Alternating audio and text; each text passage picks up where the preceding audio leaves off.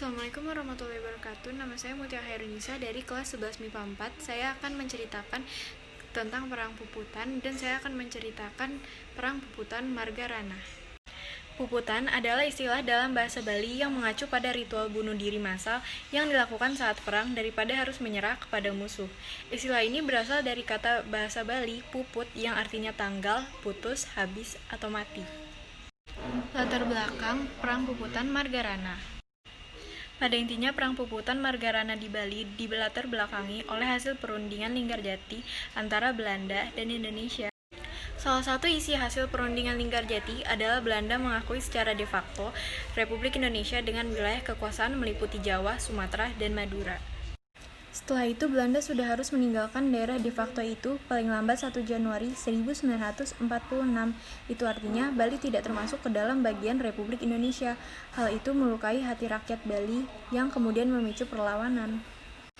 Selain itu, Perang Puputan Margarana juga dipicu oleh penolakan Letkol I Gusti Ngurah Rai yang saat itu menjadi kepala divisi Sunda kecil terhadap Belanda untuk mendirikan Negara Indonesia Timur (NIT). Pada 2 dan 3 Maret 1946, Belanda mendaratkan sekitar 2.000 pasukannya di Bali. Tujuan Belanda adalah ingin menyatukan Bali dengan wilayah negara Indonesia Timur lainnya.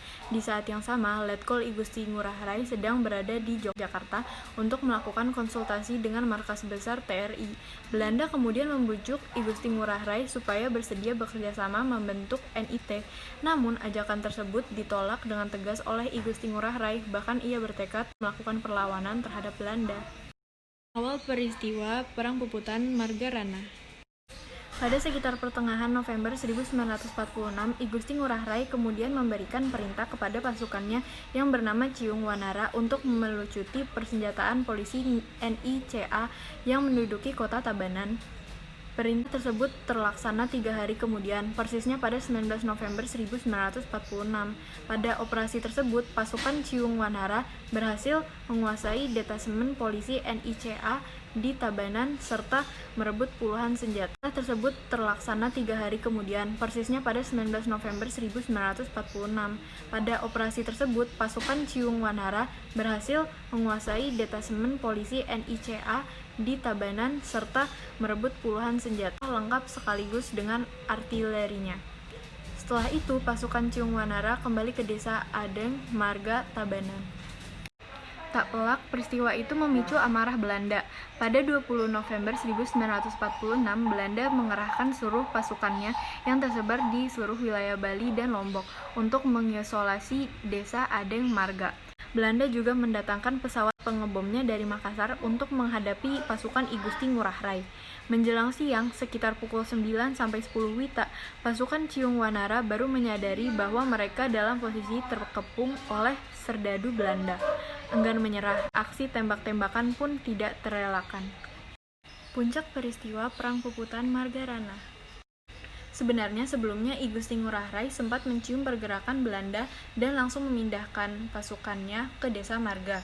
Mereka menyusuri wilayah ujung timur Pulau Bali termasuk melintasi Gunung Agung. Namun upaya itu dapat diendus Belanda yang kemudian berhasil mengejar pasukan Ciung Wanara. Dalam pertempuran itu, pasukan Ciung Wanara sebenarnya sempat berhasil memukul mundur pasukan Belanda. Namun ternyata pertempuran belum selesai, sebab bala bantuan pasukan Belanda datang dengan jumlah besar. Tidak hanya itu, mereka juga dilengkapi dengan persenjataan yang lebih modern, termasuk pesawat tempur. Situasi akhirnya berbalik. Pasukan I Gusti Ngurah Rai justru terdesak karena kekuatan pasukan yang tidak seimbang. Menjelang malam, pertempuran tak kunjung usai. Pasukan Belanda kian brutal menyerbu pasukan Ciung Wanara dengan meriam dan bom dari pesawat tempur. Hingga akhirnya pasukan Ciung Wanara di bawah I Gusti Ngurah Rai terdesak di wilayah terbuka di area persawahan dan ladang jagung di kawasan Kelaci, Desa Marga. Dalam kondisi terdesak itulah I Gusti Ngurah Rai kemudian mengeluarkan instruksi puputan atau pertempuran habis-habisan sampai titik darah penghabisan. Dalam pejuang Bali itu, Lebih baik berjuang sebagai kesatria daripada jatuh ke tangan musuh. Akhirnya pada 20 November 1946 malam, I Gusti Ngurah Rai gugur bersama pasukannya. Peristiwa itu kemudian dicatat sebagai peristiwa Putan Margarana, sebuah sejarah penting tonggak perjuangan rakyat Indonesia. Kekalahan pasukan I Gusti Ngurah Rai itu kemudian semakin memperlancar usaha Belanda untuk mendirikan negara Indonesia Timur. Beruntung, usaha itu kembali gagal setelah Indonesia kembali menjadi negara kesatuan pada 1950. Seperti yang sudah disinggung sebelumnya, Perang Puputan Margarana membuat I Gusti Ngurah Rai dan 69 anggota pasukannya gugur. Sedangkan di kubu lawan, sekitar 400 tewas dalam peperangan itu. Sekian dari saya, maaf bila ada salah kata. Wassalamualaikum warahmatullahi wabarakatuh.